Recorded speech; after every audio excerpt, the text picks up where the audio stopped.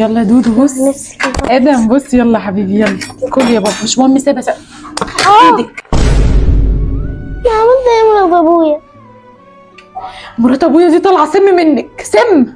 الاكل ده مش ليكي انت اهو، السلطه اهي طب ممكن كلي. ناكل حتى؟ لا يلا يا دودو حبيبي كل يا بابا. بابا هي انت مالك ما بتخليهاش تاكل معانا ليه؟ كل وانت ساكت. كل عيش وباميه اهو، البطه كلها دي ليك عشان انت تتغذى كده. كلي سلطه كلي. قال كمان انت هتعملي راسك براسنا. طب ممكن اخد حتة عشان انا نفسي فيه. كلي سلطه، كلي سلطه على الله تمدي ايدك عليها، دي غاليه.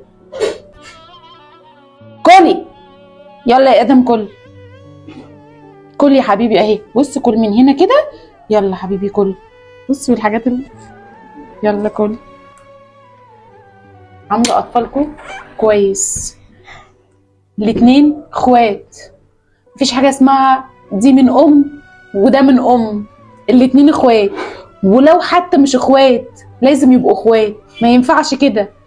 المعامله للاطفال لازم تكون مساويه، ما ينفعش يبقى في حد احسن من حد. بلاش التفرقه ما بين الاخوات ايا كانوا، من اب من ام واب تانيين. بلاش تفرقه، لان كل ده بيبقى حاجه وحشه جدا جوه العيل بيطلع فيه غباء، بيطلع فيه نقص، بيطلع فيه حاجات وحشه جدا، وفي الاخر بيطلعها على اللي حواليه، وهو يا عيني ملهوش ذنب. الذنب ذنب الكبار.